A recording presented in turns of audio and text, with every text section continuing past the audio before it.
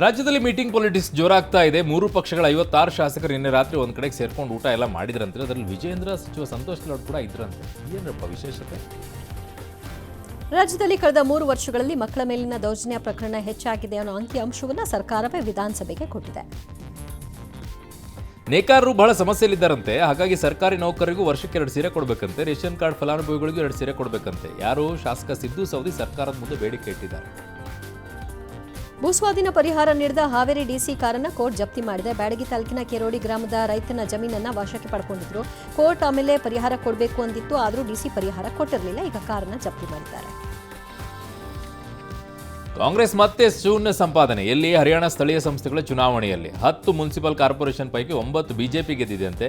ಇನ್ನೊಂದು ಪಾಲಿಕೆಯನ್ನು ಕೂಡ BJP rebel team ಗೆದ್ದುಬಿಟ್ಟಿದೆ.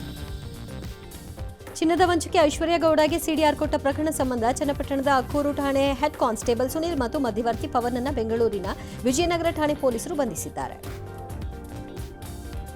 UP CM Yogi Adityanath ನೇಪಾಳದಲ್ಲಿ ಟ್ರೆಂಡಿಂಗ್ ಆಗ್ಬಿಟ್ಟಿದ್ದಾರೆ. ಮತ್ತೆ ರಾಜಾಡಳಿತ ಬಯಸಿ ನಡೆಸ್ತಾ ಇರೋ ರ್ಯಾಲಿಗಳಲ್ಲಿ ಯೋಗಿ ಆದಿತ್ಯನಾಥ್ ಚಿತ್ರವನ್ನು ಬಳಸಲಾಗ್ತಾ ಇದೆ. ಅಲ್ಲೊಂದಿಷ್ಟು ಜಟಾಪಟಿ ರಾಜಕೀಯವಾಗಿ. ಮಾರಿಷಸ್ ನ್ಯಾಷನಲ್ ಡೇ ಉತ್ಸವದಲ್ಲಿ ಪ್ರಧಾನಿ ಮೋದಿ ಚೀಫ್ ಗೆಸ್ಟ್ ಆಗಿ ಪಾಲ್ಗೊಂಡಿದ್ರು. ಈ ಕಾರ್ಯಕ್ರಮದಲ್ಲಿ ಐಎನ್ಎಸ್ ಇಂಫಾಲ್ ಎಲ್ಲರ ಆಕರ್ಷಣೆಯ ಕೇಂದ್ರಬಿಂದು ಆಗಿತ್ತು.